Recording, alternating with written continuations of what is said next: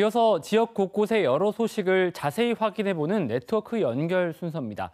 먼저 순천방송국으로 가보겠습니다.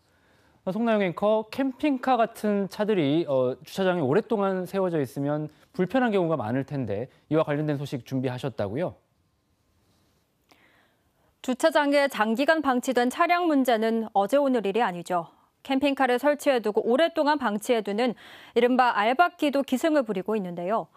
최근 관련법이 개정되며 공영주차장에 장기 주차한 차량은 강제 이동 조치가 가능해졌는데 현장 상황은 어떨까요? 손주수 기자가 취재했습니다. 공영주차장에 줄줄이 늘어선 캠핑카와 카라반. 거미줄은 물론 차 밑에 잡초가 부성합니다. 견인을 막기 위해 고정장치까지 달아놓고 연락처조차 없는 캠핑카도 눈에 띕니다. 자꾸 입선문 타고 자꾸 들어오는 거죠. 처음에 몇 대 없었어요. 인근의 또 다른 공영주차장. 번호판 없는 녹슨 화물차가 수년째 자리를 차지하고 있습니다. 쓰레기가 가득 차 주변에 냄새까지 날 정도지만 견인 등 강제 조치를 할 수 없기 때문입니다. 이렇게 방치된 차량은 지난 1년간 여수에서 17건이 신고됐습니다.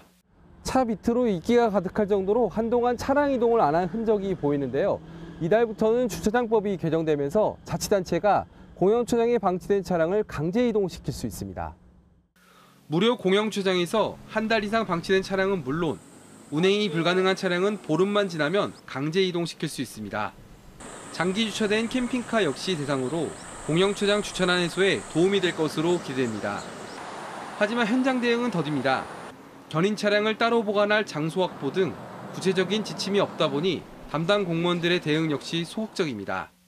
이미 사회적인 문제가 됐겠죠. 근데 그렇지 많지 않기 때문에 어떤 특정한 공간을 만들어서 주차장을 이동할 수 있는 공간을 따로 만들어야 되거나 그러지는 않다고 봅니다.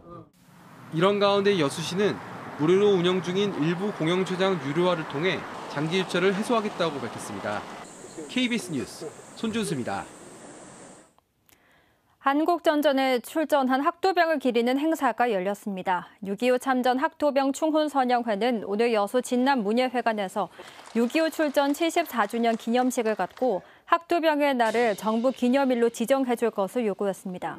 지난 1950년 7월 13일 전남 지역 중학생 183명은 전국에서 가장 먼저 학도병으로 자원 입대한 뒤 경남 하동군 화개장터 인근 야산에서 격전 끝에 상당수가 목숨을 잃었습니다.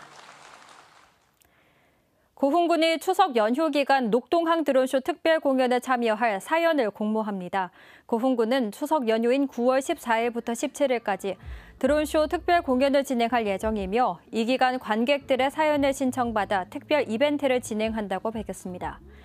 이번 공모전은 관객 참여형 이벤트의 하나로 다음 달 14일까지 사연을 신청받아 2개의 사연을 선정해 700대 규모의 드론쇼로 표현할 계획입니다. 지난달 유해 화학 물질이 누출됐던 여수 산단의 한 제조업체에서 가스 누출 사고가 또 발생했습니다. 전라남도 소방본부 등은 어제 새벽 6시쯤 여수시 화치동의 한 화학 공장에서 이산화탄가스가 소량 누출됐지만 인명피해는 발생하지 않았다고 밝혔습니다. 해당 공장은 지난달 7일에도 가스가 누출돼 작업자와 주변 공장 근로자 등이 병원에서 치료를 받았습니다. 지금까지 순천에서 전해드렸습니다.